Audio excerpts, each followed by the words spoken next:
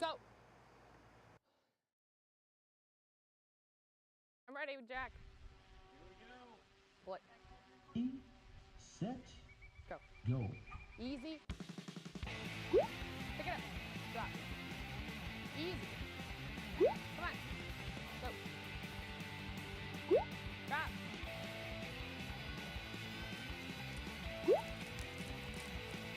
Pick it up. Let me see. Oh, rude. All right, go. Pick it up. Drop. All right. Pick it up. Stop. Go.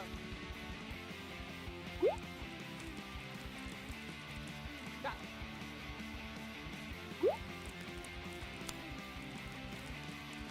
Drop. All right. Pick it up. Under. Go.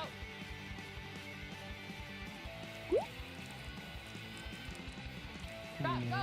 3, 2, 1, time.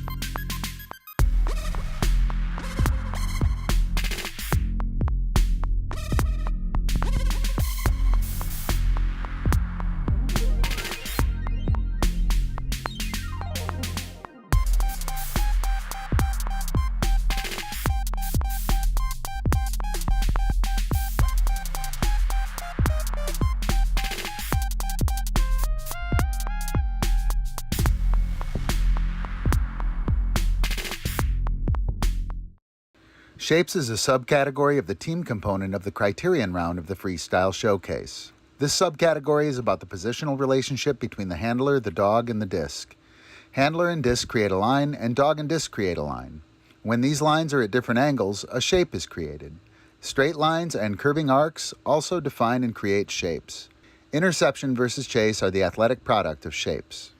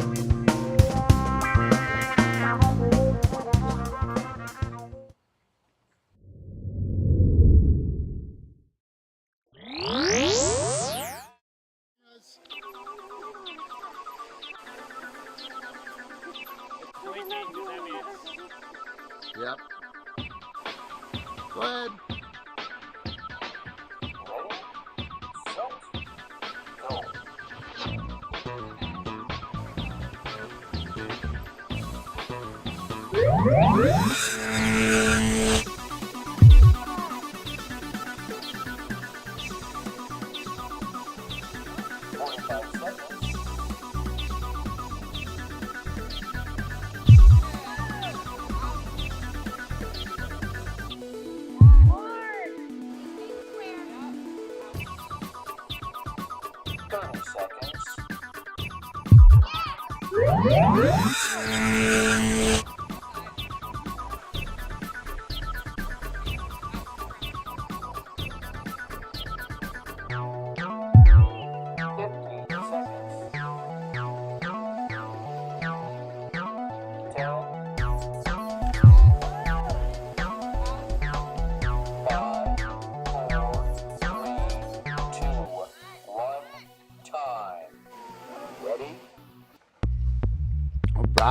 how you guys doing? How is everybody tonight? What's up, King? What's up, Epi? Welcome to the show. It is Tactics Tuesday. Here we are. Right, here we are. I'll shrink that just a little. There we go. So what's going on, guys? How is everybody doing? Josh has some interesting things to report. Sage Paw's here. I don't know who else is here. Awesome. Awesome, awesome. So eye contact is working for you, Josh. That's good.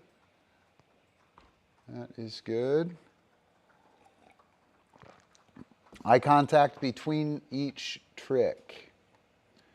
So,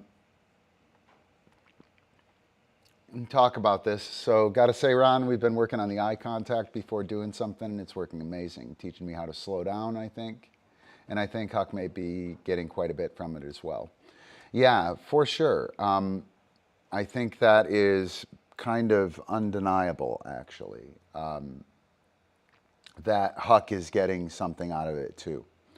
The thing is, with this, you want to use the eye contact very clearly.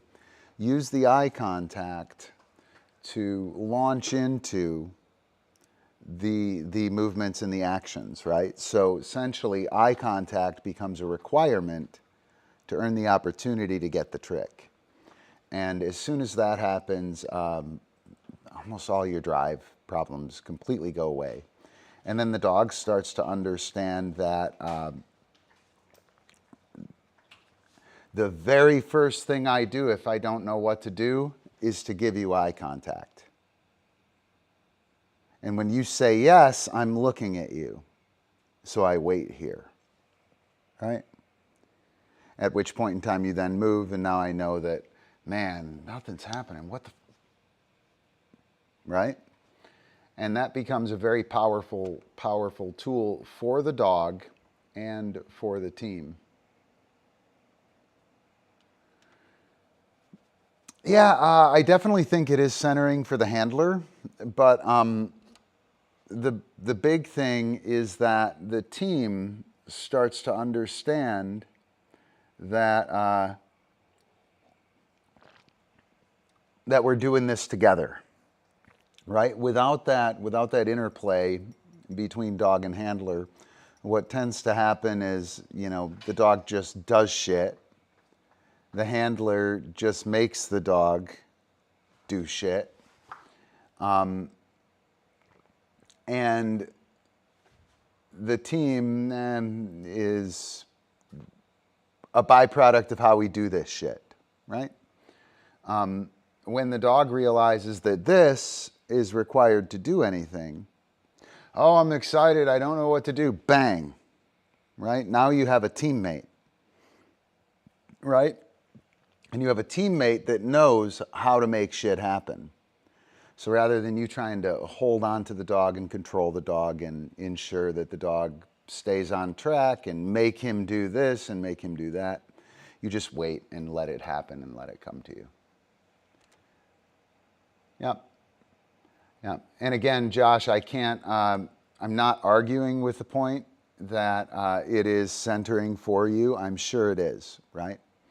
I'm simply articulating the fact that as nice as it is for you, it's way more important for the dog and the team, right? Way more important for the dog and the team. The only thing that you like really get out of it from a training standpoint is that moment of, okay, what are we doing next? And that's really powerful when you're dealing with a crazy dog like out there. That's a little crazy. It's really nice if you can go, okay, let me wait here and wait for eye contact. But I think the big stuff with that happens between the dog and the team more so than the handler. So that's super awesome. All right. So Josh, I would try and implement that in the regular life, everyday life as well, not just the Frisbee life.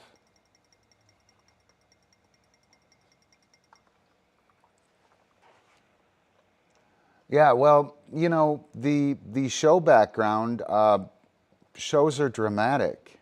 Lou Mack used to throw like 15 throws in his show. And his show was amazing, right? The idea that all of this crazy shit is what makes people excited, I don't think that's true, right? They're not excited by that.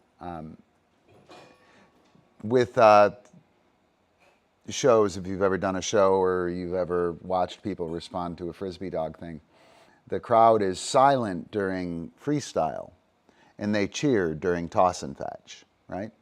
And the reason that they cheer during toss and fetch is that the drama is immediate and well understood. I throw it. Is the dog gonna catch it? Oh my gosh. Oh, he caught it, right? There's that 4 or 5 seconds of drama. And that drama is easy to respond to. Within the show environment, I think a lot of new show people go out there and really try and crank off a bunch of tricks and really try to, impress people that way. I think the more experience you get and the better you get at it, the more you do the less is more thing, right? The more you do the less is more thing. All right, are you guys ready? We're going to do this thing. I don't know. Hey, Epi, are you ready? All right, this is the craziest thing you've ever seen, and if we spend another 10 or 15 seconds setting that up and you're like, I want to see the crazy thing, right? All I got to do is something pretty nice and you're super impressed and you're entertained. So, yeah, and I do agree that is the mindset, and that gets away from us, and we try and and puke things out and keep it moving. Things change a little bit when you realize that there's drama here. There's drama and there's emotion in the stops within the game, in the flat work of the game. There's a lot of drama and a lot of emotion. And, the tricks. So as far as, let's talk about routine building and shit like that. We can talk about that in terms of tactics and strategy. So the tricks in your routine. You have 30 tricks, let's say. You have 30 tricks. Flip. Get around, I throw, right? Flip, I throw, top, I throw, right? Stall, boom, right?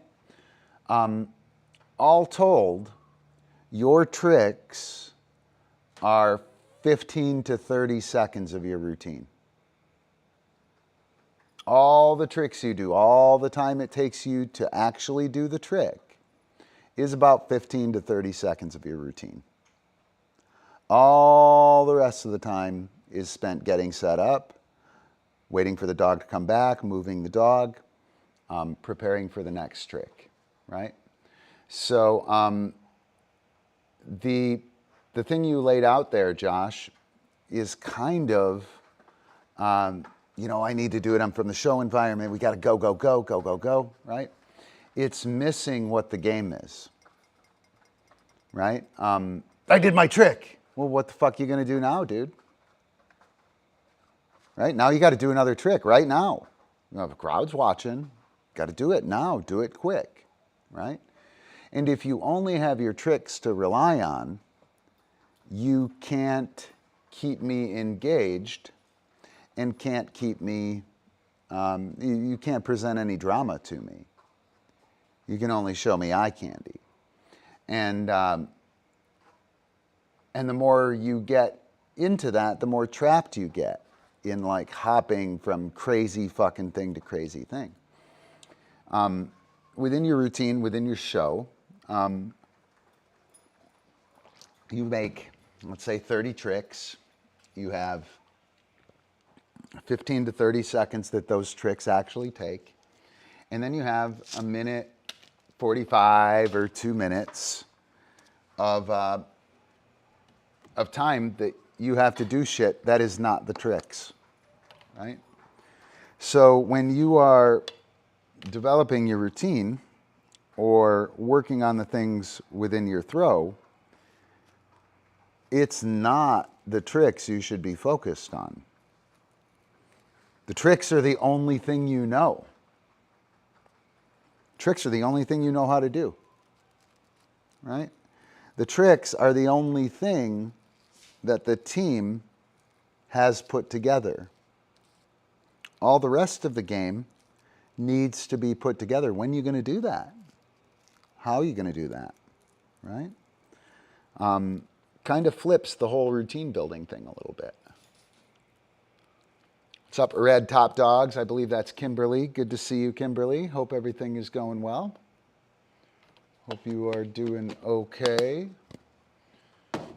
Just wrapped up another Up Dog training class. That's pretty awesome.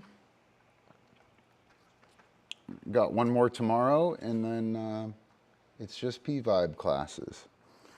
So had a super awesome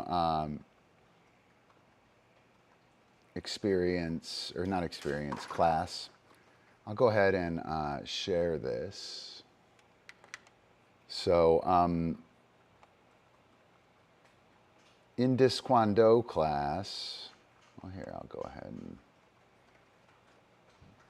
oh, I don't have my sound effect here. Oh, all right. Do that. There we go. So from class, Jeff has been working on flat work, throwing at the blue line. He's on a hockey field here. Right here is the blue line.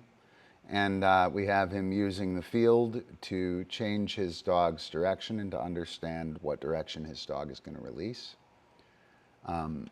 But training with Odie this morning, I'm going to go ahead and share this. You guys can give this a look. I would try and run it, but I don't think I'm going to be able to run it and send it out to you. So that's Alicia and Odie, right? And they're working on putting some stuff together. Alicia is an old school handler who is learning new school or P-Vibe kind of handling techniques, working on flat work. She just put her vault, her stall, and her dog catch together in the last few weeks. So things are really starting to pop for her. I think that's pretty cool. You should definitely give that a look. And realize that all that stuff is new. I got to take a look at Jeff's video here. I haven't looked at it yet. I'll tell you what, let's give Jeff's video a look. And let's, you guys tell me right away if the video crashes or is shitty.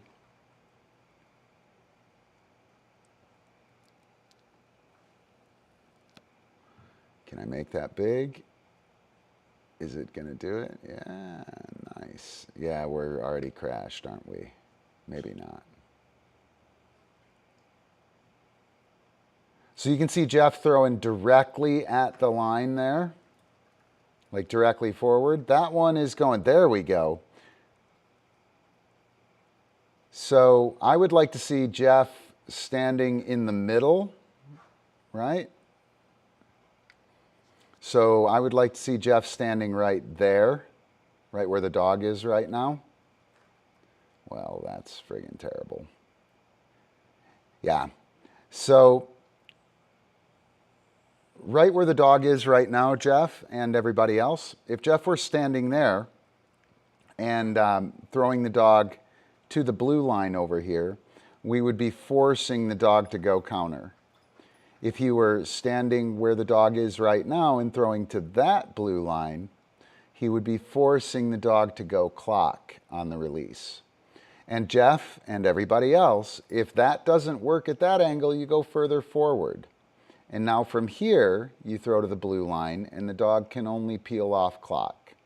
And from here, you throw to this blue line and the dog can only peel off counter. So what we're trying to get here is an understanding of how the dog releases. And again, you can see that he's way the hell back here on this side of the field. So he's going to throw almost at like 12 o'clock, right? He's standing on the red line. He threw to 12 o'clock. From here, even though he throws at the blue line, yeah, we're really terrible on the video here. For him throwing at the blue line, even that is going to be an 11 o'clock throw here. Let me see if I can get it. Just pop it there. Yeah, I can't run. God, that sucks. It's so fucking annoying. Anyway, from where Jeff is standing, he's standing. If I throw at the, yeah, you guys can see this. If I throw at the net out there, right, my dog can only come straight back at me, right? In order for me to force the dog to go clock, I'd have to stand here and throw at the net. Epi, off. Ready? Mackay, get out. I'd throw over there, and now he's got to go clock to follow the track. If I were standing over here, and I send him around and I throw him over there, let me throw him the right way, Mackay, over there, he's got to go counter if he wants to keep moving. Can't quite do it in here like that, but whatever. Oh, look, puppy's eating a sock. Good puppy. Good training. Good training. So we're trying to get Jeff to push brick out left and right. And he's too far. He's throwing too far upfield here. All right, hopefully I'm still here. Hopefully you guys can see that. So that's the stuff we got going on in class right now, Odie and Brick. These are two things we talked about on Friday. What's up, Amber? Good to see you. Just talked about Jeff's thing. He was throwing two straight upfield. You can, let me catch the, post a link here so you guys can take a look at this one as well. Alicia's is in the chat as well.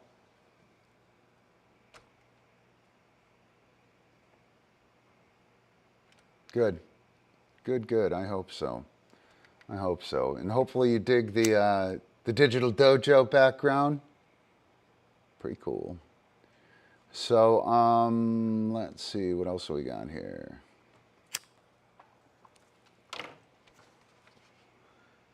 Just a bunch of stuff from the Digital Dojo. So I'm going to e-grift a little. You guys should hook up with us on Patreon. You get access to classes. Patreon.com/pvibe. It's pretty cool. Classes Tuesday, Wednesday, Friday.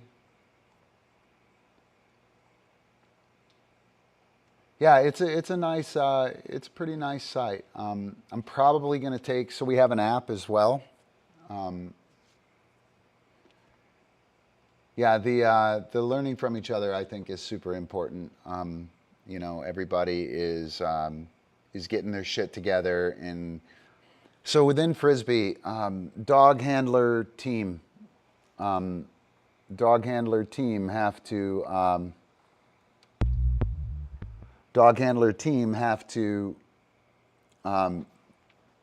do all the skills, right? We have to have a drop, we have to have a weight, we have to have a sense of pressure, we have to have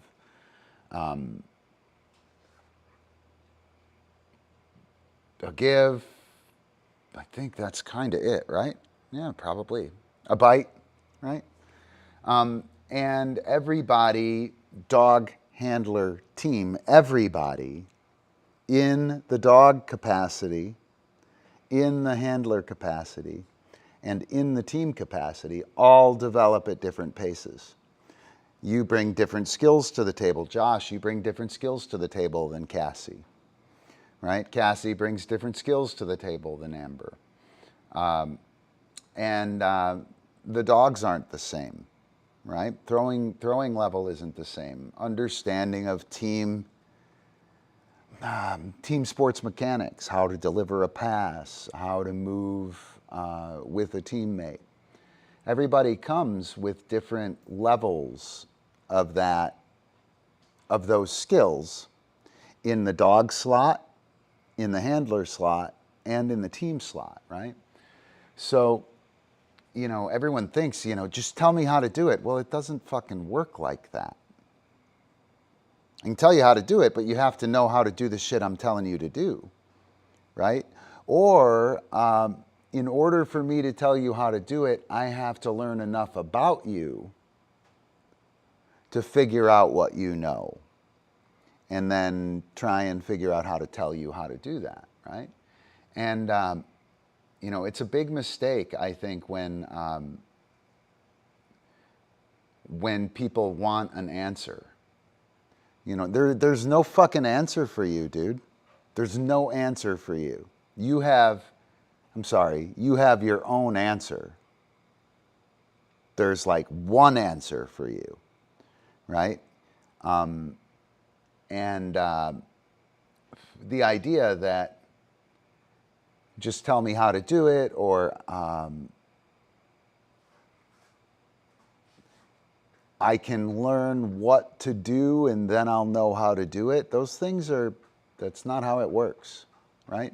You can be doing something a really long time before you know what you're doing. Josh, the number of tricks you have done in the past, right? Way back in the day when, you know, Northwest Disc Dogs was just kicking off. You were doing all kinds of shit, right? You didn't know what the fuck you were doing. And no idea what you're doing. And today, you can't replicate that, right? You can't replicate a bunch of that stuff. And I'm sure it's super frustrating. I know it was for me, you know, and it still is for me. The things that I don't know how to teach that I've taught before are legion, man. But what I'm getting at here is that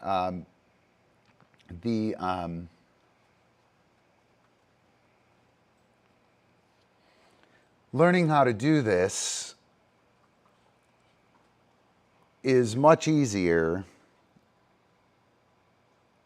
when you get to watch somebody else learn it.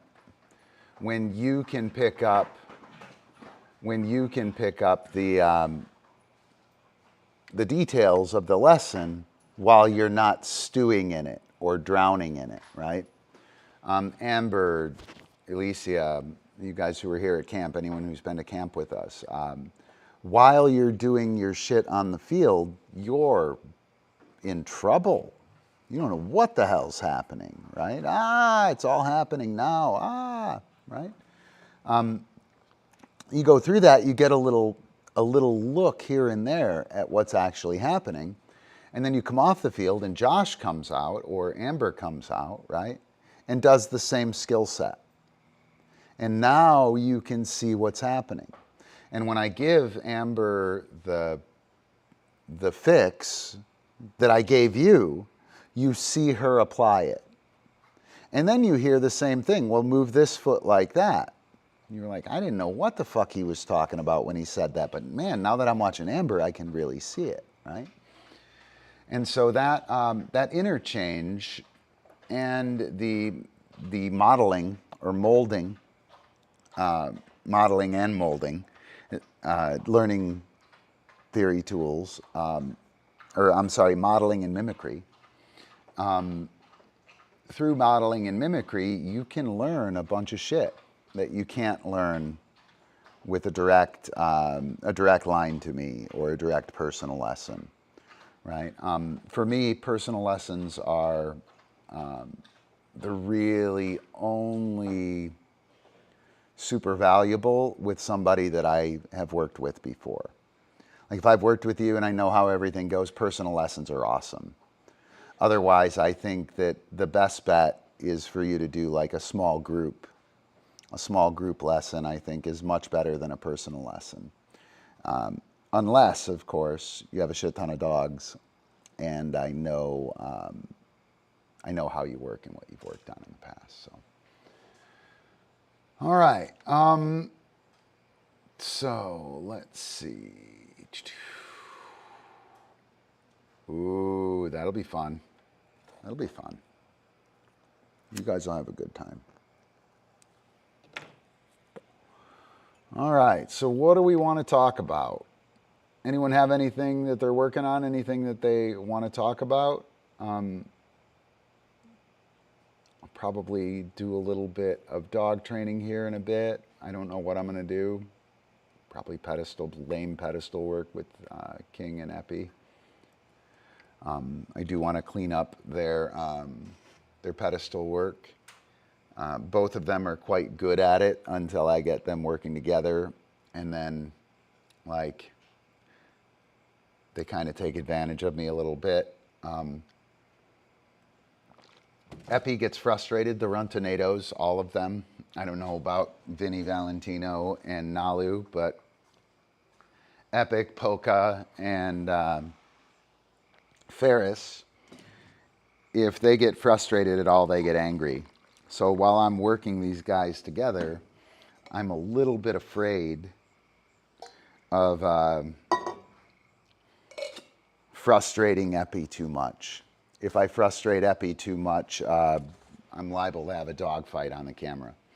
And I don't want a dogfight on the camera. I'm not afraid of it. It's not really any big deal. They're not super terrible dogs. I don't think we'll have terrible situation, but I don't want a dogfight on the camera, man. It's not okay. So I'm kind of careful, and then I let them go a little bit, water down the negative and the consequence, and sure as shit, they're like, yeah, rules don't apply, woohoo, how about I break it? Come on, Ron, let's do the thing. They get some, yep, let me do that. Show you guys the tire. Oh, Epi, off. Look out, Ep, off. Thank you.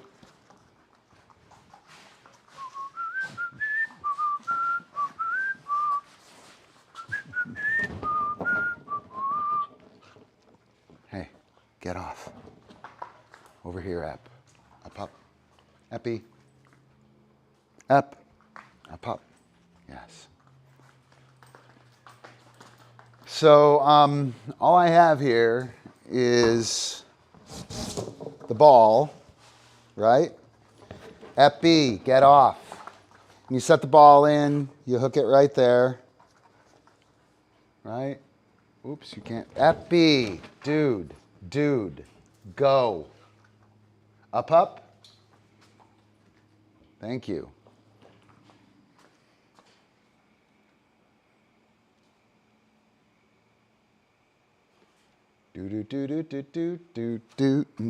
Do. So, take the hook. You drop the hook in the wall.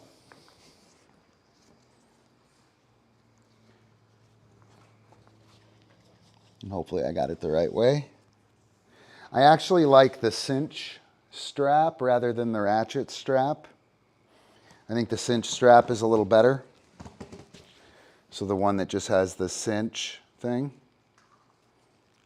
You just put it right over the top and then put this down here, right there. Cinch it up. Epi. Whoa, that guy. I see you. You're awesome. Off. So that's the ball. I would recommend a ball, by the way, Kim, and a tire. And if you do that, paint it. Right? Go ahead and paint the tire. Costs you a can of paint. It looks nice. It keeps the dust down. We're good. We were good now, though, right? I think we're good. Did that work, Kim?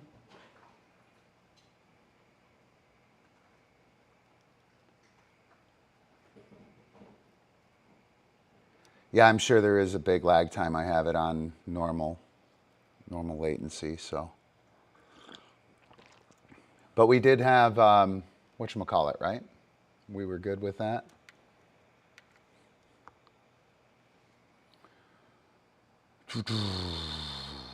Somebody let me know. I'll bring it back otherwise. Show you again.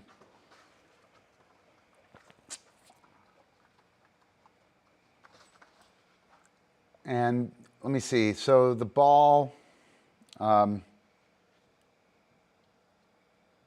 doesn't really matter, Amber.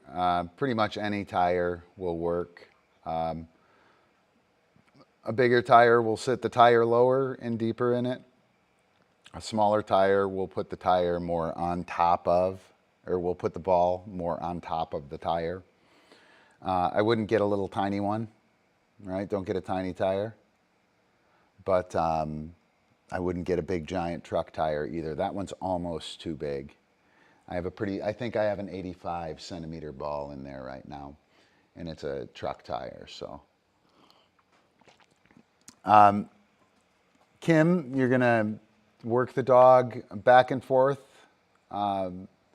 with the top move. And then Epi, up, up, chill. Dude, up, up. King, or Epi, up, up, chill. So with this, stall, yes. So I want to stall him until off. And then I want to give him top and toss it. Ep, go. King, stall, right? And I want to contrast off, yes, between top, boom, pow, which means to go, and stall, boom, right? And on each of those off, you should have noticed that on top,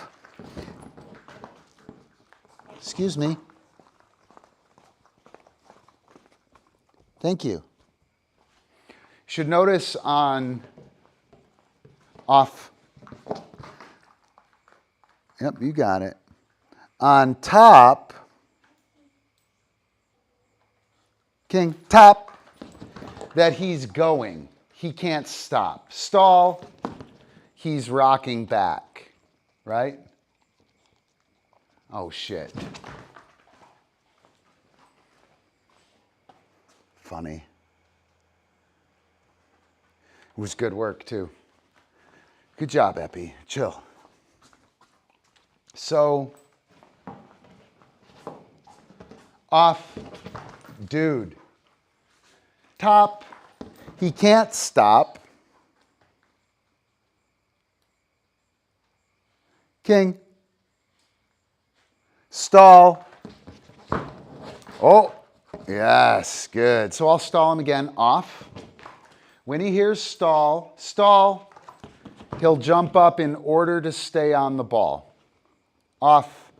When he hears top, oh, come on, dude. King, top, you can see that he has no hope of stopping there, right? His collection is in order to vault over. King. Go on, handsome. Stall, right? When he hears stall, he loads up rocked back and recumbent, so he sits off. When he hears top, he shoots over and has no hope of stopping. Stall, right? And I want him to be able to pull that on my terms, off. The rebound is simply to, king, wait, to come up and look off. That's it. King, if he's on this side, I'll bring him up with this hand, king. If he's over here, I'll bring him up, king, with this hand. Come on. Yes. And all I'm trying to get here is for him, wait, to rebound, jump up and look backwards, up over his head. Wait. Good. Rebound. Yes. I don't want to pass it under his chin here, Kimberly. Wait. Rebound. Whoa, whoa, whoa. Right here. Wait. Go. Rebound. Yes. And wait. Rebound. Come on. Yes. Right? I'm going to show you from the side. The thing that I'm marking here, wait. Rebound. Yes. Is him targeting the cookie. Wait. Yes. Rebound. Yes. So if and when epi off, he targets the cookie, he gets marked. And that's ball work. So, oh shit, that was there the whole time. Motherfucker, I'm sorry guys. If I do something like that, tell me, right? Like, not okay that I covered that up with that text. So here's the thing, Kim. What we're, and I hope it's Kim and not Ann. I think it's Kim. What we're trying to get, when the dog hears top, the dog knows it's a linear vault. I'm not stopping on the thing, right? When the dog hears stall, the dog is going to jump up with the intent, whoa, whoa, whoa, I got to stop up there. When I get the off cue, I'll get paid. And then rebound means to jump up on the thing and look up and back for the target. That's it. Once you have that understanding, all you do is offer the cue and place the target within that trajectory, right? There's one thing that was going on in there, epi, ep, up, up, that I didn't mention, right? And that is the cadence and timing. So there is a cadence and timing that I'm using here, and that is top, to, toss. Stall, to, eat. God damn it. Dude, thank you. So there's a cadence here of off, top, to, toss, stall, to, eat, off,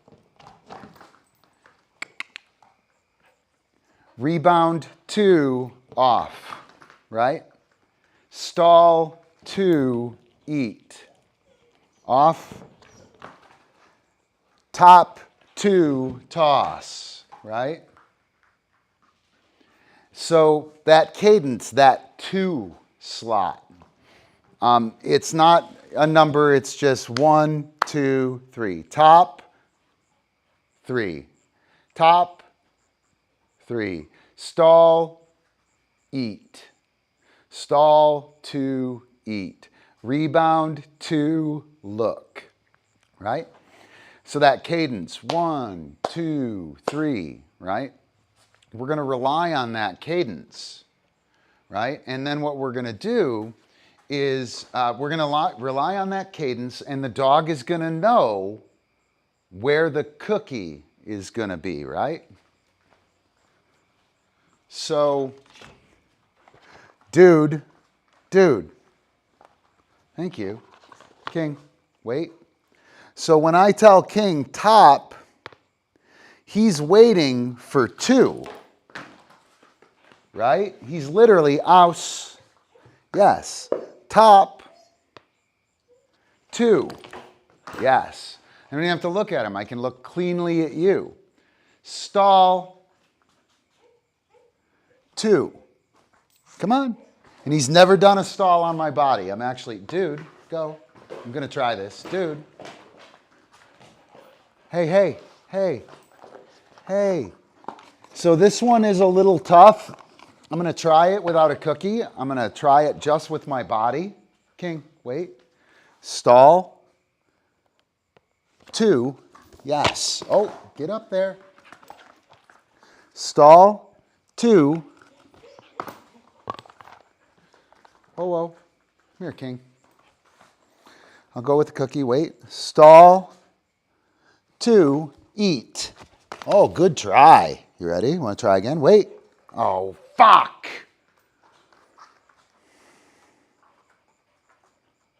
Fuck. King.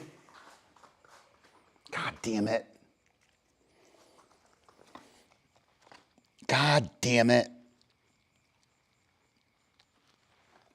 Let's see. Come here. Motherfucker. King.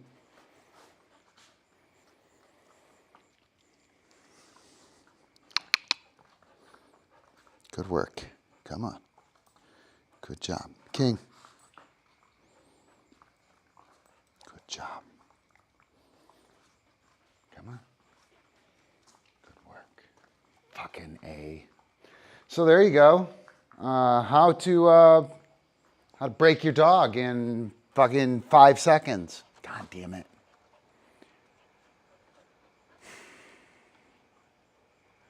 Think we're going to be okay. He's sitting pretty square right now, but fuck.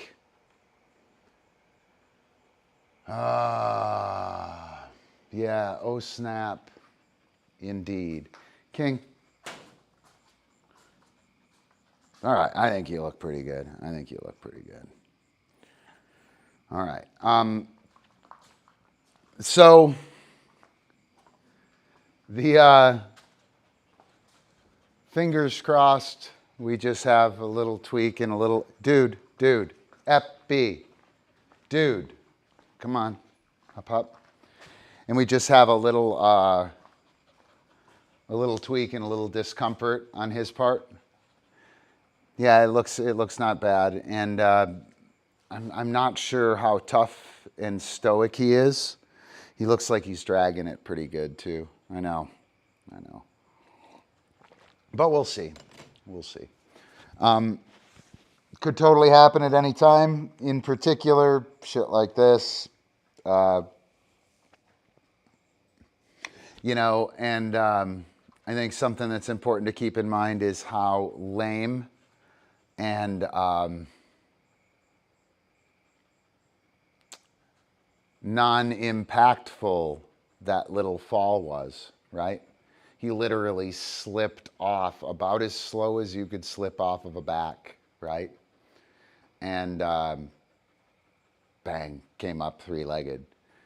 It doesn't have to be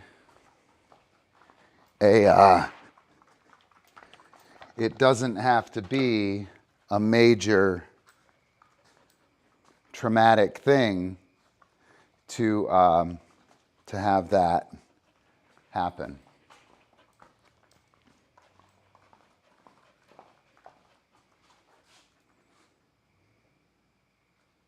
Go to dog stuff. Epi. All right, so I was going to finish that stall. With the vault,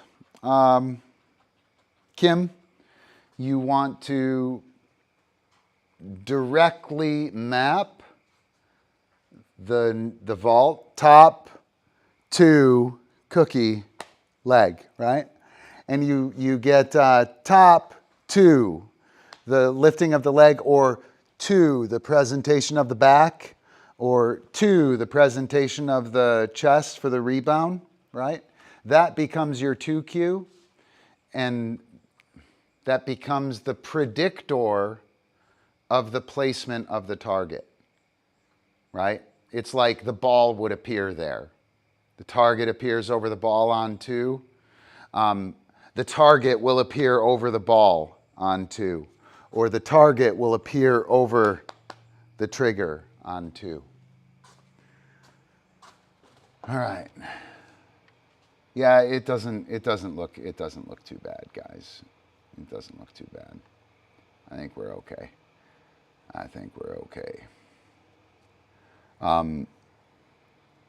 But again, like, you guys saw how freaking slow and lame that little fall was. Everyone is hyper concerned about, my dog is too high and all that shit. And yeah, your dog is probably too high, right? Your dog is probably too high. But that doesn't mean that, it doesn't mean it's dangerous, right? King was 30 inches off the ground, not moving at all, right? All right, so we'll get off that. What you doing, King-a-ling?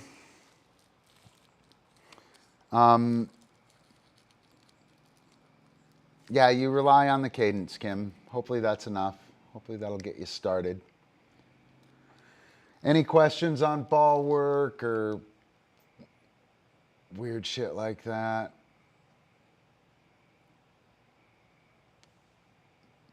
How do you introduce the leg instead of the ball? Yeah, that is totally true. He has really come a long way, Amber.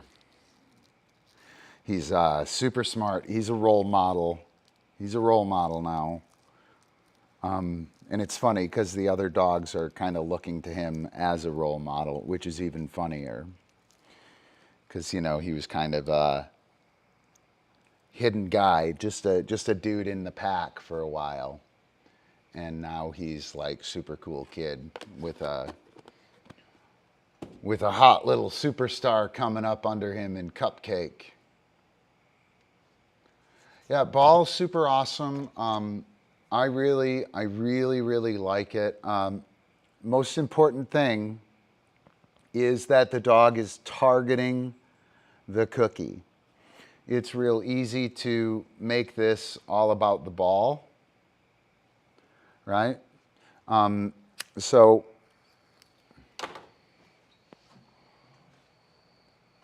yeah, I'm gonna see how he is right now. Epi, up, up, King. Yeah, he's still a little switched, Epi.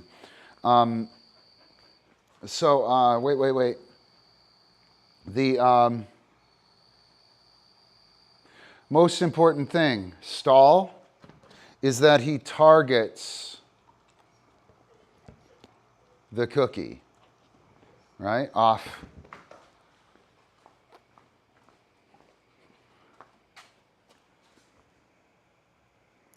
So, wait. When he comes up, off, wait, stall, that he targets that cookie, right? You notice that I put my hand here? Yes. And he went to my hand. Off. Top. Boom. Yes. He targets the cookie, right? King. King. Come on, handsome. Wait. Rebound. Yes. He targets the cookie. A lot of times, stall. When people come up here, they put the cookie down here, and they do this shit, and then the whole skill becomes about the ball, right? Oh, stay on the ball, right? And the person is always chasing the dog's head around, right? He moves his head over here, so they move the cookie over here.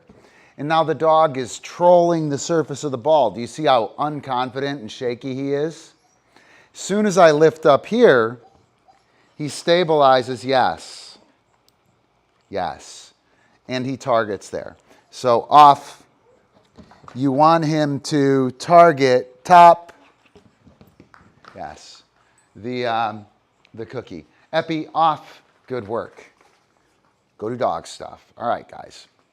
So, yep, do that, Josh. Make sure that the dog targets targets the cookie.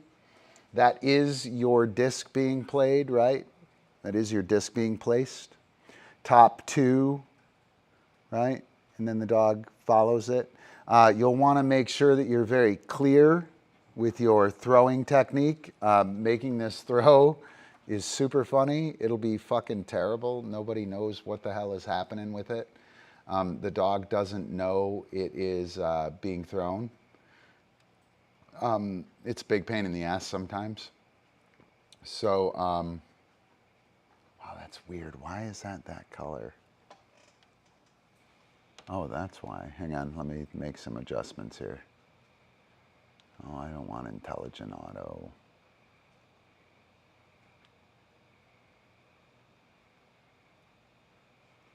Oh well, I'll leave it there. Make sure the dog is targeting it. On the rebound, make sure the dog looks up. Okay? If you're doing your rebound and the dog is looking down for the cookie, if you're putting the cookie underneath them, you're teaching them a fakie. A fakie is a fly ball box turn. It goes to the ground, right? So if you want your dog to jump up and look to the ground, put it under their chin, and they'll look to the ground. If you want them to do a rebound for a target, you put the target up here, they look at the target, then the target falls. And that looking up is really key. Targeting the object is really key. Thanks for the notification on the camera angle. I appreciate it, guys. All right, so any other question on balls, ball work? Balls. It's almost like we finish each other's sentences.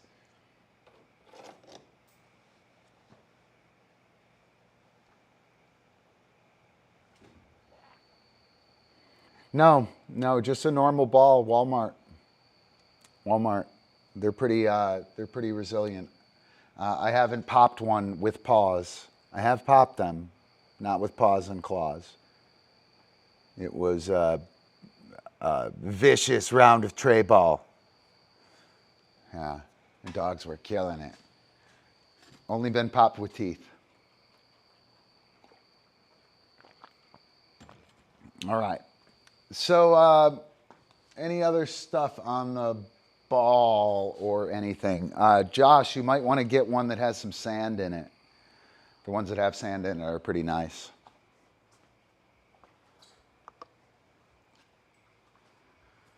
All right, so what else we got? Anything else you guys want to talk about? Kim, got anything?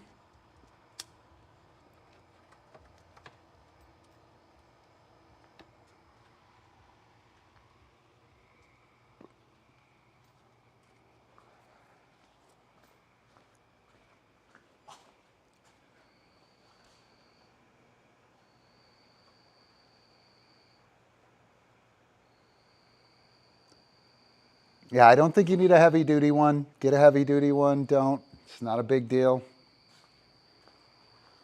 Not a big deal. Oh my, I need to probably go get a puppy sometime soon. Let's see, what can we do? King, you got to do some waiting. What can Epi do? I don't know if I want to do anything with you, Epi. I don't know.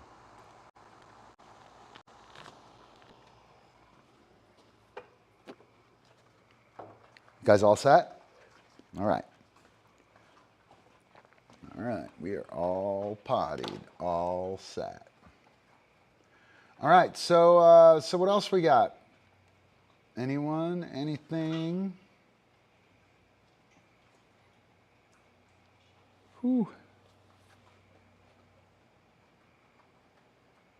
Right? There you go. It's easy. They're super cheap too. Don't get an expensive one. You should be able to get them for like 10, 15 bucks. Yeah, it might be cupcake time. Let me see. What are you doing, Epi?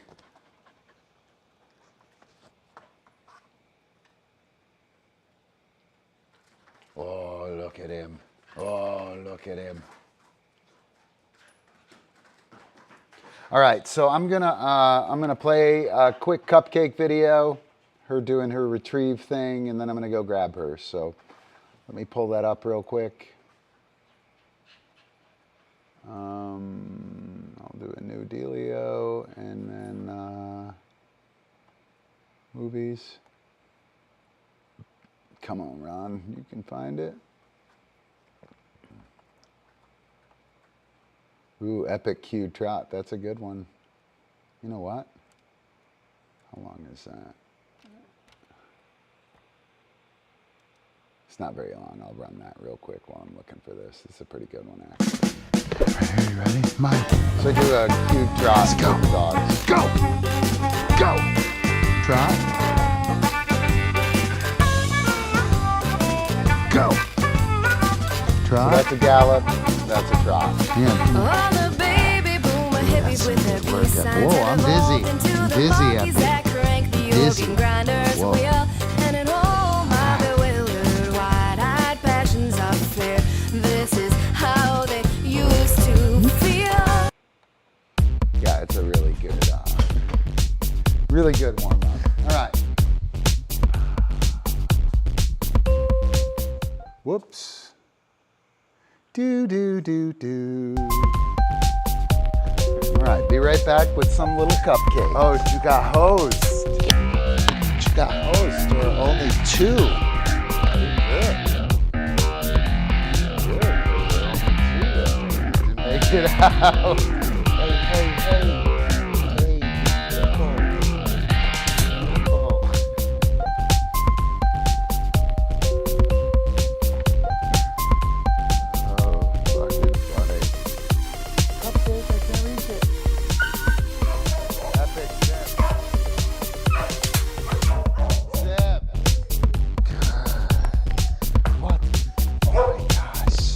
Cupcake, I can't reach it. Yeah. Whoa, look at it.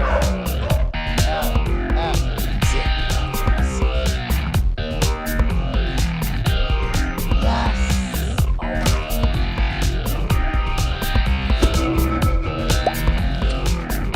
Whoa, look at her. All right, we should be back. Come on, there we are. Where's that little cupcake? She's going potty like a good girl. Oh, there she is. There she is. Yay. Let's go to the, let's go to the camera. There we are. It's like I'm shy. I'm shy. Look at her. Look at her. Go work. Whoa. Yeah, I see ya.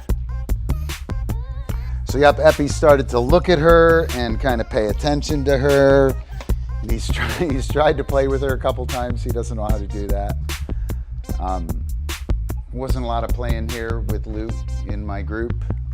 Things escalated rather quickly. So Epi a little reserved on that front.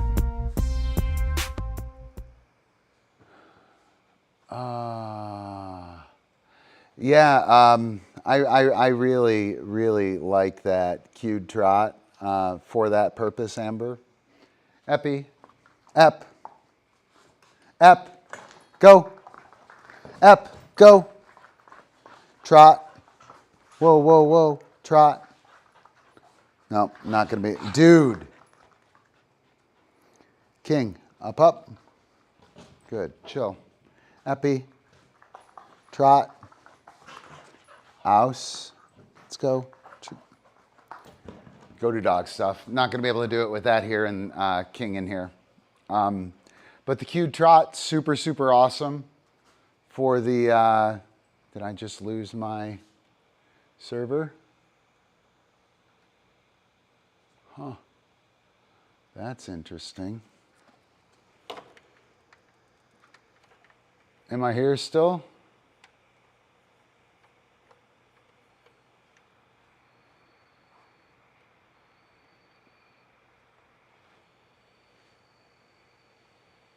Am I still here? I think I'm here.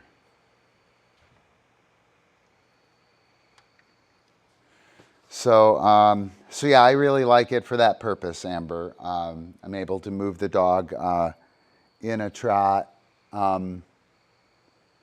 to see how the gait is. Yeah.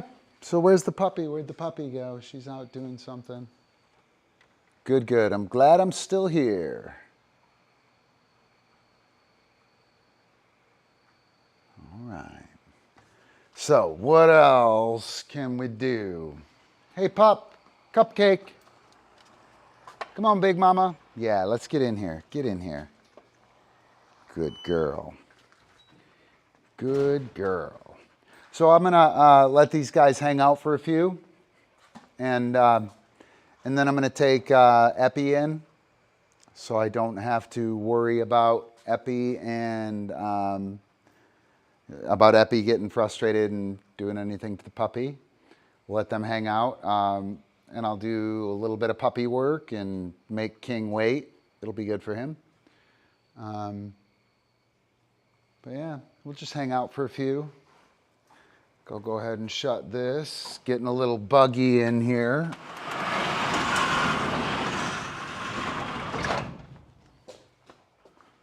So we're closed there. Oh yeah. So, anything else you guys want to talk about? Let's see, what else do I got? I got a bunch of cool videos here, man. Let me throw up a video or three. Go through some.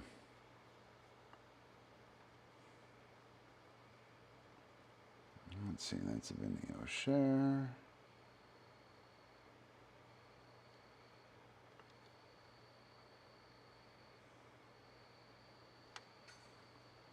What strategy and tactics? I don't know.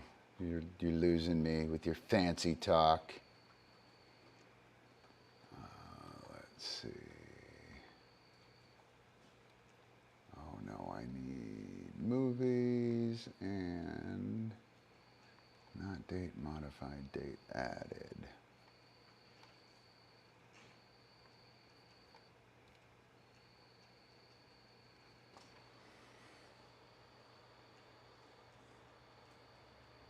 It's weird.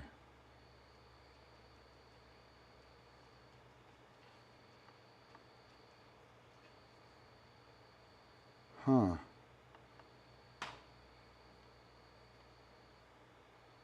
Come on, Ron. Oh, is she long when she stretches?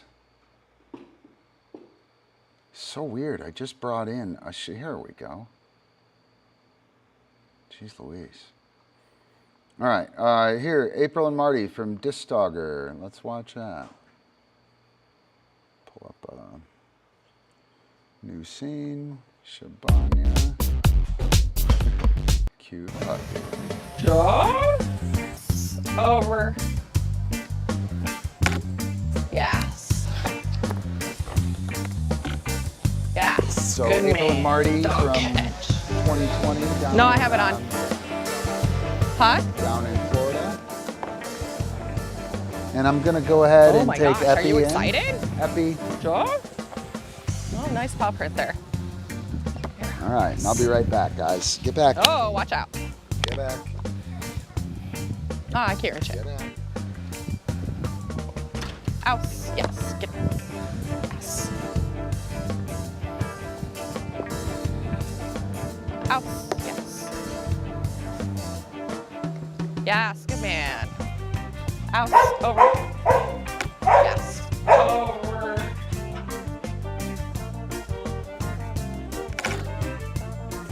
Yes, good.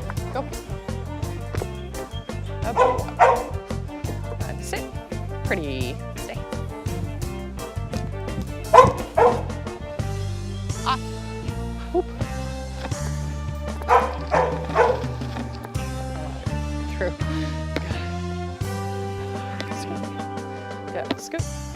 Yes, good. Flip. Come on, baby. Yes, good. Flip. Yes, good. Top. Yes, good. Go. House. That's good. Go. You gotta catch that shit, buddy. All right. Good night, Kim. Oh boy. You're up. See you soon. Yes, good. Squib. Good. Yes, good. Ouse, go. Yes, That's good. a nice Over. contrast there. Go. Double. So where was that? 2 minutes or so? I'll go back to that. So the rear cross Fakie. versus the Fakie. pass. Good. Good. Rebound. Yes, good. Go. Good. Wait. What's up, Asa Hogan? Top. Yes, good man. Dog catch. Oh. Yeah. So I'm gonna go back to like 214 here That's to that rear cross. Boy. So she Sure. brings him in and she rear crosses. Yes, good. Squib. The squib and overhand wrist flip. And then she's gonna bring him in Yes, good. Ouse, go. and give him the non-example, Yes, good. right? Over. Of the actual pass, right? So she brought him in and he's like, oh, fuck yeah, we're gonna do this. And he wants to run by. She rear crosses him. He goes too far, he turns, she hits him on the run. And then on the next time she comes in and he's like, what are we gonna do? What are we doing here? Right? And so as he's coming in, then she delivers. And this, then that, the rear cross, then the pass. If you put them next to each other, the dog starts to look for them and then is able to compare and contrast them, right? If you do 20 rear crosses in a row and then you do a pass, or you do 20 passes, all you've done is stroked a pattern, right? All you've done is to create the pattern. If you do rear cross, squib, overhand wrist flip, pass, here, throw, rear cross, squib, overhand wrist flip, pass, here we go. And actually, I'll go ahead and show you this from, oh wait. So you're the dog, you come in, right? Squib, boom, and I overhand wrist flip back out there, right? Here, boom. You come in this time, squib, boom. You come in this time, here, boom. All of a sudden, you start to see that when I say squib, I hang out here. And I'm going to slightly push you by and rear cross you. And you see that. Squib, boom, boom, and I pay you with a cookie. Here, boom, and I make the throw. Right? And very quickly, you get the distinction, the discrimination between the two. What's up, Ace of Hogan? Good to see you. Yeah, Cupcake is a beast, complete beast. That compare and contrast within play, I think, is super important, right? Go. And then I got another one here. This fakie is, I want you to tell me, Fakie. right, what it is that's cueing this fakie, that's triggering it. Fakie. right? So April thinks it's the disc. Marty knows it's not the disc. She's doing the leg as well. Fakey. But notice that her chest moves not at all, Fakey. right? And then when he comes, her chest moves, right? When he actually makes the move, Fakey. you see that little dip with her body? Her body moved, right? So when we're set up for that, King, wait, we want to go rebound, boom, right? It's this presentation. Ready? Rebound, boom, come on. Yes, good man, great work. Ah, good work. You ready? Wait, ready? Rebound. Oh, we do that when you're healthy. Do that when you're healthy. The presentation of the obstacle. Fakey, boom. Fakey, boom. You want to open that. April was already open. She was tapping. That tap, it doesn't, the tap predicts what your body does in the vault. That's all you're doing with that vault cue.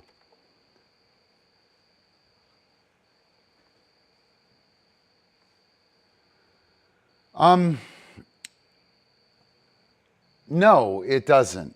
No, it doesn't. It's an important. So Jack's got neutered, so we got X-rays of his growth plates while they're very curious.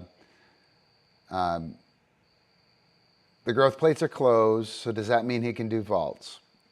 It does not mean that. It means his growth plates are closed, right? Which, King's growth plates are closed, right? And he came up friggin' lame on a dumb little stall, right? The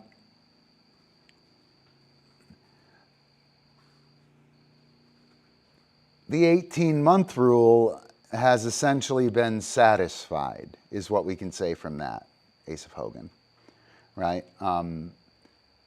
So physically, he is able to, but that isn't really. I've seen him play. I've seen you guys play, and he is. You can take any of these dogs if they want the target, and you can tell them to get it and put an obstacle between you, and they'll vault for it, right? Any dog that really wants the toy will totally do that. I remember I was working with a bunch of Malinois, right? It was a protection kennel, right? And I was working with a bunch of Malinois. And I can't remember who it was. They were talking about how, I had the dog vaulting in like 10 minutes. And I was like, dude, look at this fucking field of dogs here. Do you think there's one dog that I couldn't get to vault in like 2 minutes? Like literally all of them would have flown at any target I gave them. They'd have torn the flesh off my body to perform the vault, right? They totally would have done it first try. It's not hard to do the vault. What's hard is to deliver to the dog the understanding of what we're doing on the vault. You're going to be jumping up and leaping in a linear fashion, Kingaling. That's what top means. You will wait there until you get that 2, until that 2 happens. My leg being presented, or my vaulting platform, or my vaulting platform being presented. You will wait for that trigger. When I say rebound, you will jump up and flip off my body, looking up for the target, looking for the target. You can rebound. I used to do, the very first vault I used to do was rebounds because I could make the dog do it. Any dog that really wanted the target, I'd just suck it in up to my shoulder, get them driving forward and throw the disc, and they'd be vaulting in not much time at all. Super controlled, I could make it happen, I could do it relatively safely, right? Dog has a good flip, fuck yeah, rebounds, woohoo, right? It would take me months to get vaults at that point in time. And a bunch of positions I could not get because I was just making that shit happen, right? Since doing the ball work, anything that I put after the top cue will be vaulted from, right? So when I say top, I can put my arm up and the dog will vault off my arm. I can say top, I can put my foot up, the dog will vault off the foot, right? It's very, very well understood. So what I'm getting at here, Ace of Hogan, is yes, physically, he's able to do it, right? But the real question is, how much of it are you going to teach him before you exercise it? And that isn't even the real question. That's the thing that I'm concerned with. Young dog, young player, growth plates are closed. That doesn't magically mean the dog is safe. And that doesn't magically mean that you can now do whatever you want with the dog. And I think that happens a lot. You know, people feel like they're being held back while the dog is young, and then the dog turns 18 months and they do it. Not a fan of that so much. I like to have this ball work on the dogs early, right? I'll have to find a smaller ball for Cupcake, right? I have to find a smaller ball for Cupcake. But she'll go on ball work at probably 10 months old. She'll be on the ball way before that, but she'll be on ball work 10, 12 months old. And the other thing about ball work is that it's King has done it exactly as many sessions as we've been online with it. So if you haven't seen the ball work online, King hasn't done it. He's only done ball work on the video stuff here. Yep, platform works. I like the ball because it's squishy, it's challenging, it's fucking weird, right? If your dog will jump on that ball, they'll jump on your back pretty easily. It's not a stretch of the imagination.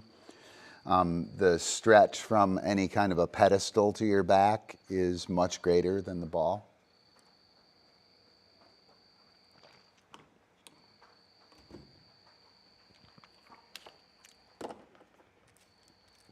Yeah, so you're going to really want to take your time, Ace of Hogan. Both of you guys are going to be way better at this than you should be, right? I've seen you fucking around with your dog, and you're going to be way better at it than you should be. And you're going to be incentivized to run before you can walk. And it's much better to take your time and learn how to walk and not have to deal with learning how to run again, right? So take your time, don't rush, right? Jax needs to stay at a hotel more than he needs to learn to vault. Jax needs to be able to go to the ice cream shop without getting excited and crazy, then he needs to vault, right? He needs car trips. He needs to get to an agility contest where he walks around a bunch of crazy dogs and has no expectations of doing anything, right? That socialization part and the general exposure to situations that might be exciting that you're going to encounter. If all that stuff goes easy, then all of your stuff that you've been training is going to fall right into place.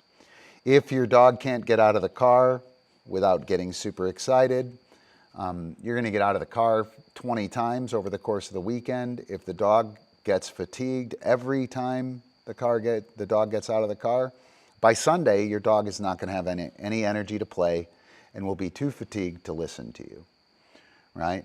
You add discomfort or stress of some kind, distress or use stress, good stress or bad stress, in the hotel, in the tent at the contest, in the car rides, coming in and out of the car, interacting with people. Let's say getting out of the hotel is stressful, so any potty activities you do, all of a sudden everything becomes challenging and overwhelming and trouble. So you want to get rid of that shit as best you can. Way more important to have that shit taken care of, right, than it is to be able to vault at 12 months. Way more important. Aw, thank you. All right. Yep. Yeah, and just exposure, right? Like the socialization part's done, right? It's over. He's not going to gain anything from that socialization process. He will habituate to it, though, and you'll know that it's an issue, and you'll be able to work on it as he's developing, before you wind up getting stuck at a contest all weekend and go, holy shit, what's wrong with this fucking dog? God, my dog is all messed up. What's wrong with him? Well, he doesn't know how to exist in this environment. Right? So do that stuff. That is super, super important. All right. What else we got? Anything else?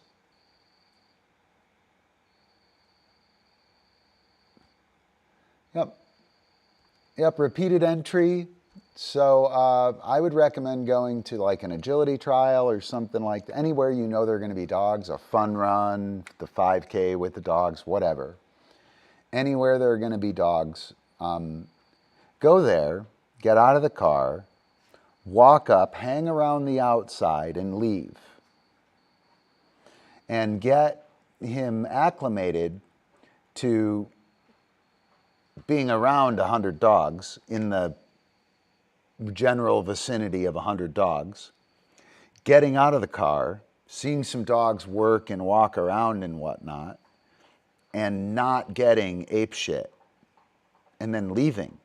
Not playing, not having, there's no reason for me to go apeshit here. Oh yeah, hey, look, we're at an agility contest. That means I'm going to get out of the car and eat cookies, right? I'm going to get out of the car and eat cookies. Sweet. We get to the agility contest.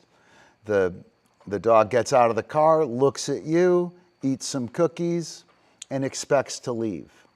If that's what he expects, he's not going to be excited around those dogs. And then he's going to get up close to the ring, and the dogs are going to be working, and he's going to lose his fucking mind, right?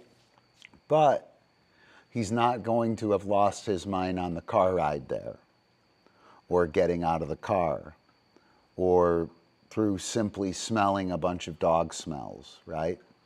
He'll understand that this is just chill. Hey, sweetheart, you can't eat the light stand. Hey, don't do that. Don't do that, that's bad. Yeah, don't do that, that's bad. So that repeated entry, anywhere that there are dogs, go there, hang around kind of the outside, get yourself into minimal circulation, right? So he's interacting a little bit, well under threshold, he's not freaking out, and get the hell out of there. And get it to where you can load him up and go into that environment and he doesn't get excited. I see no need, there's no need for him to meet other dogs, okay? You can allow him to meet other dogs, right? But there's no reason to. That's a big, that fucking annoys me. Oh, he needs to see, no, he doesn't need to see these dogs, right? We're here for business. We're not here to see these dogs. If he always needs to see the dogs, or you always push him into the dog interaction,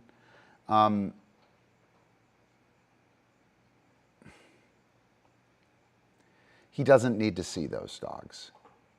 He doesn't need to interact with them. He doesn't need to like them. He doesn't need to be buddies with them, right? I'm in New York City, I'm walking around, I don't need to be buddies with the guy walking down, I don't need to meet the guy walking down the street, you know what I mean? Sometimes it's nice to meet people, right? But I don't need to. And I think it's a, yeah, I think a lot of people do that. I think a lot of people do that, and there's nothing wrong with it, Ace of Hogan. There's nothing wrong with it at all, until the dog needs to see those people. You see what I'm saying? Or until you make a bad decision knowing that it's going to go poorly, right? Somebody wants to see Jax. Well, this person's a fucking idiot. I know that. I'm not going to have Jax interact with them. And then they ask you, and you go, oh, yeah, okay, he needs to meet people, right? That's trouble. You don't want to do that. You don't need to do that. Socialization. If you're claustrophobic and I try to socialize you, to desensitize you to small spaces, and I just drag you around and stuff you in small places all the time, you're not going to get better with your claustrophobia. It's going to get worse, right? It's going to get worse. Just doing the things of socialization is not socialization, right? So this happens a lot. Dogs who don't like greetings, right? Epi doesn't like greetings, right? He does them without trouble. He gets stiff, everybody gets uncomfortable, and then they go about their business, right? But that's as bad as it really gets. I think if I would have purposefully tried to make Epi interact with a bunch of dogs, it would have went poorly a bunch. And then he would have been apprehensive about meeting these dogs. And anytime he went up to a dog, it would be not super cool, right? It would be like, oh, is this going to go poorly or not? And that just sets the dog up for failure. I think a lot of people who are doing socialization are actually practicing inappropriate socialization. They're drowning their dogs in this situation. They're forcing the dog to confront their demons, right? It's okay if you don't like small spaces a little bit, right? You can put me in a small space if I don't like it a little bit, and it will perhaps help me. You can socialize or habituate me to that situation. But if I'm bona fide claustrophobic and you do that, you're going to break me. You know what I mean? You're totally going to break me. And I think a lot of people are like doing shitty socialization because they need to, right? The dog needs to like other dogs. No, he doesn't need to like other dogs. He's not a social guy. That's okay. Now, he needs to not eat other dogs, right? And to not fight with them and not argue with them and whatnot, not look for trouble. But he doesn't need to like them, right? He doesn't need to like people. He doesn't need to meet anyone, right? He has to be able to, but he doesn't need to. Hopefully that makes sense. Yep, not at all surprised, not at all surprised. And that's its own problem, Ace of Hogan. Oh, there's a dog here. I should be able to do that. I'm always able to do that. I need to see them. Grace, I need to see them. I'm sorry. I need to see them. I'm not doing anything until I see them, right? Or the whole time I'm working, I'm actually looking over there because I know you're going to let me see them, right? And it's only a matter of time until I get to go see them and interact with them, and that'll be trouble. Anytime you always have to do something, I think you're in danger of something like what we're talking about. I need to do that. Yeah, exposure is not necessarily interaction, or exposure is not socialization. I can take a lot of antisocial cues from the wrong social situation. You know what I mean? Just because I'm meeting people doesn't mean I'm not going to get in a fight with them, right? And I think we miss that a lot, especially with the socialization, especially with meeting people, meeting dogs. Oh, he's gotta like people. He doesn't need to like people. He doesn't need to like other dogs. If he doesn't like other dogs, that's fine, right? He needs to be able to perform around them. He needs to be able to be sniffed. He needs to be able to sniff and interact, and he's got that. You're good to go. Don't need anything else. All right. So, yeah, I think anybody got any last minute questions? I'm going to get out of here. I'm going to bust out. I'm breaking out. I'm playing meme role number 4. Hashtag badass and we're out. Ooh, good one. So how to handle it? Yeah, I would keep walking. I wouldn't correct it. If you correct it, you're just going to draw attention to it. I would shape release of that critter, of that person, or of that dog or that person, whatever he wants to meet, right? So we're hanging out. I see there's a dog up there. He looks at the dog. I wait for him to release. Yes, I pay him. We keep walking. Or he looks at the dog. I keep walking. He releases the dog. Yes, I pay him and heal. And then I pay him and heal as we walk away, and I continue to pay him and heal, and we're gone. So you can shape him off of that dog. I would definitely do that before correcting it. You know, you want to teach him how to release the dogs. If you do look at that, you could do look at that at the dogs. But yeah, I would probably mainly handle it with continued walking and paying the dog in heel when the dog releases the critter.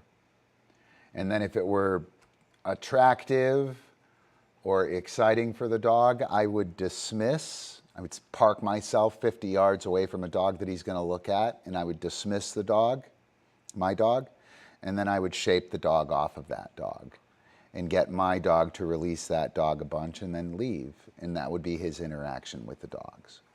As soon as that dog means cookies on me, right? And he can meet dogs. The other part of this is super important. The other part of this, like, you are most likely never going to introduce him to a dog again because I said this. That's not the point either, right? If you never introduce him to a dog again, now you've just made dogs like the fucking most valuable thing ever, right?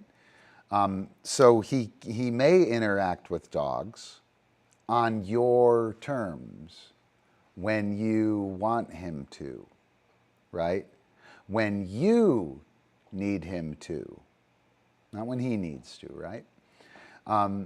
So like, I would do this dismissal, parked far away. Maybe I know the dog and I know it's a good situation. The dog is dismissed and he looks at me. Yes, I unclip his lead. I tell him to go do dog stuff, and he goes and interacts with the dog. And then I shape him off the dog and pay on me and get him on me and do some shit. Oh, this is amazing, hand target. Yes, awesome. Go do dog stuff. And now he can run out and hang out with that dog at any time. It's fucking totally cool. I recall him. Jax, yes, oh my gosh. Eye contact, hand target, twist, spin. Wow, you're amazing. Go do dog stuff. He goes and hangs out with the dog. He looks in on his own, or he comes back on his own. Yes, that's amazing. We do some shit here. Go do dog stuff, right? Allowing the dog to experience the thing that they want on your terms, after and because of the work and attention they gave you, I think is a really powerful thing. So you can keep that in mind as well. Hopefully that would help. I would not do a stay.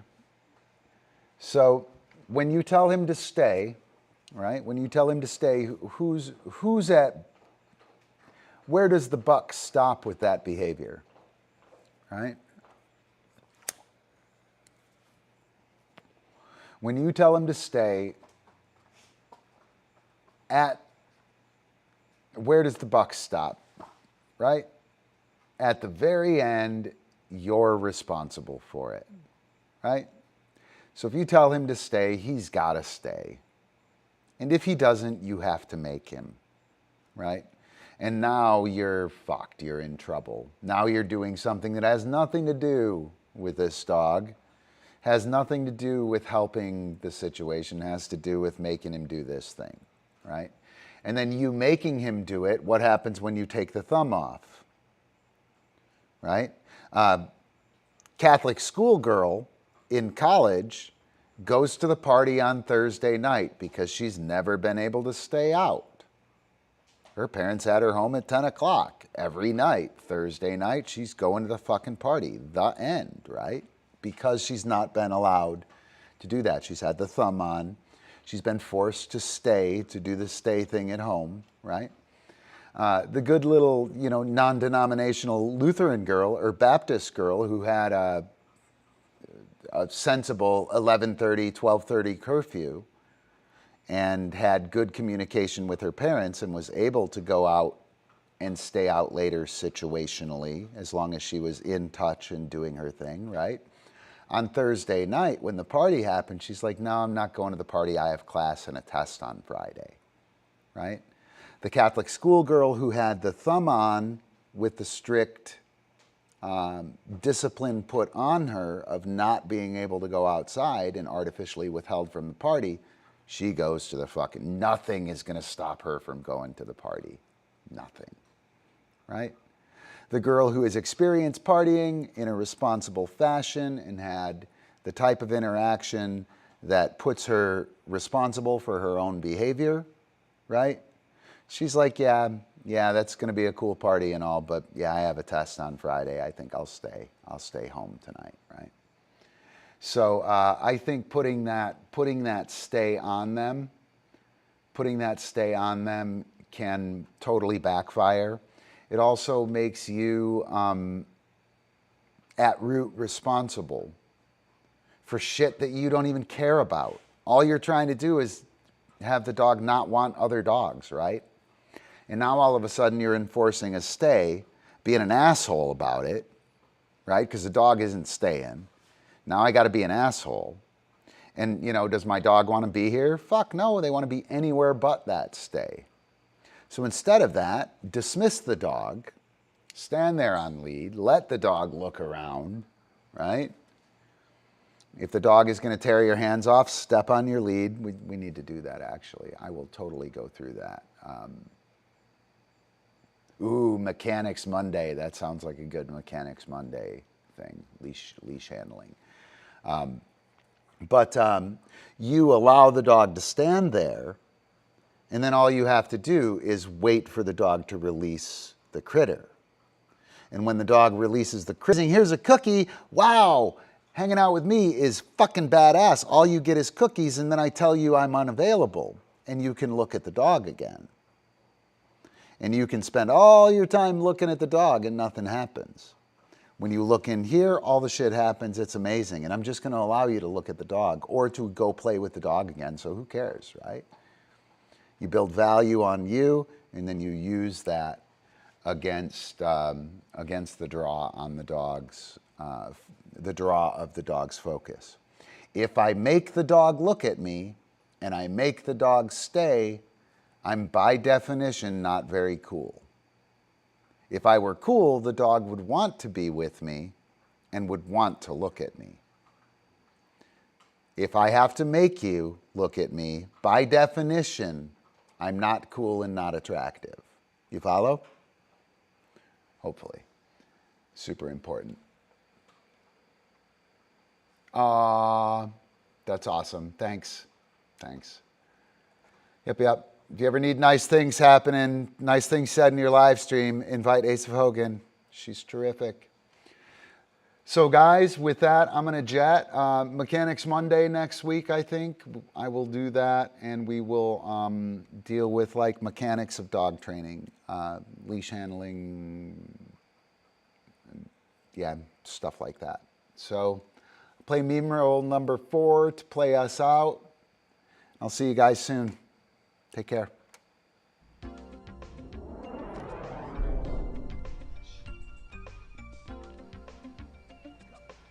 Do do do do do do do do do do do do do. There we go.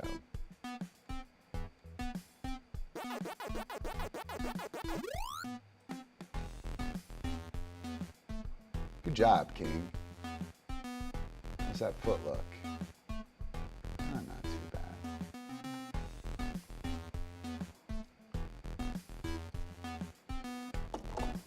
All right, much love, Ace of Hogan. Woo! Super awesome.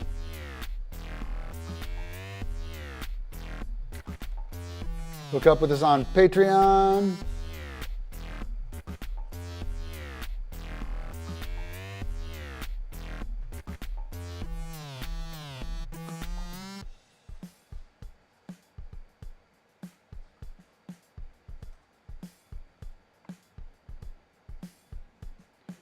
Key up, Amber. Key up. Cupcake. Yay. Whoa.